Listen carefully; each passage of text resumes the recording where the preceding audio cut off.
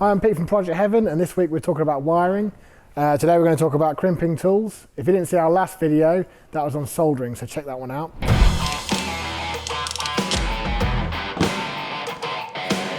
Here in front of me I've got most of the electrical crimping tools you would ever need on a car.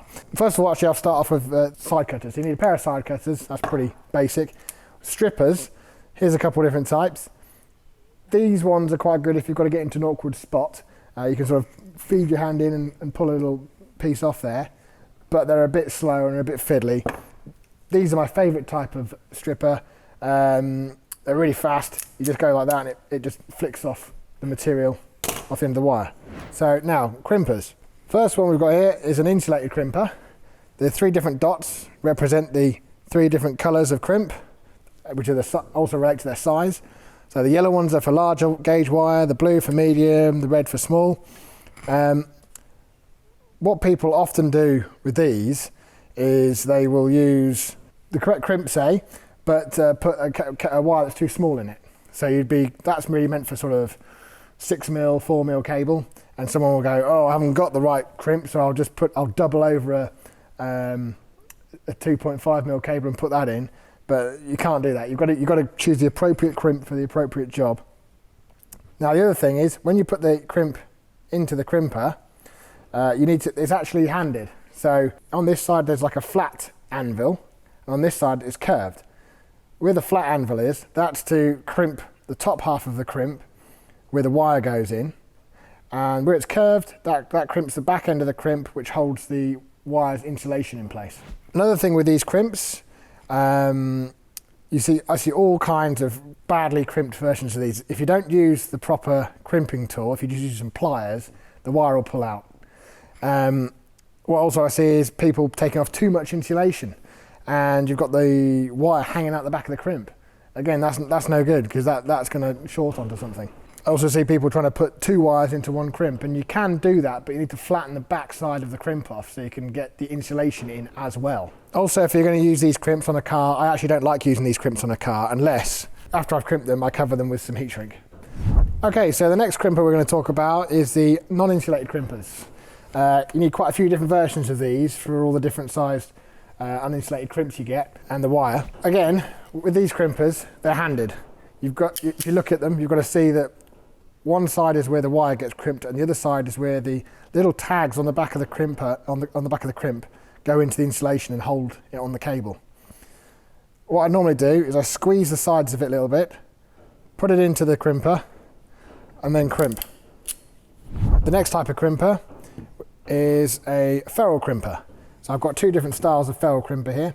So a ferrule goes onto a wire to give you a clean end to screw into something, rather than just bearing off the wire and shoving it straight in. I don't use these very often because they're not very period correct, but if you want a pre-war car or something, I would always tin the end of the wire before I insert it into something like the start switch or whatever.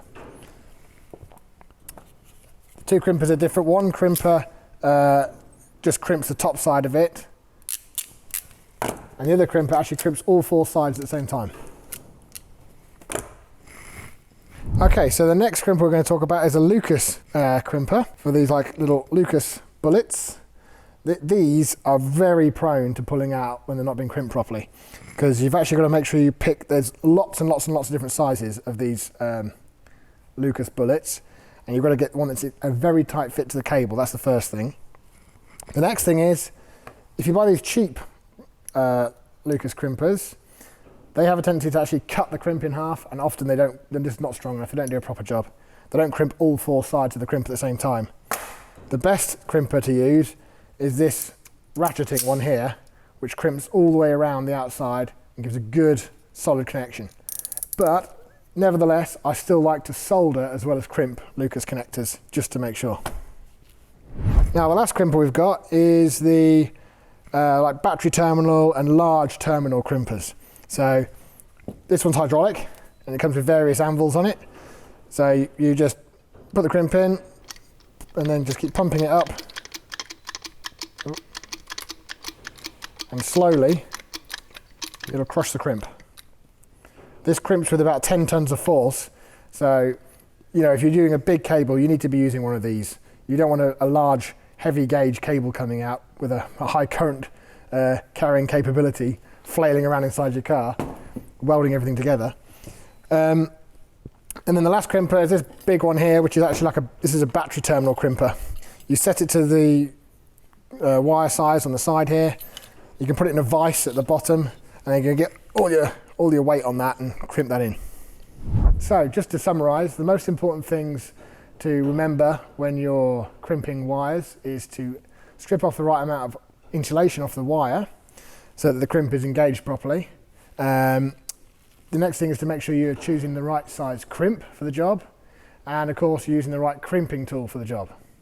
Thanks for watching today's video. Be sure to watch our next video, which will be on looming.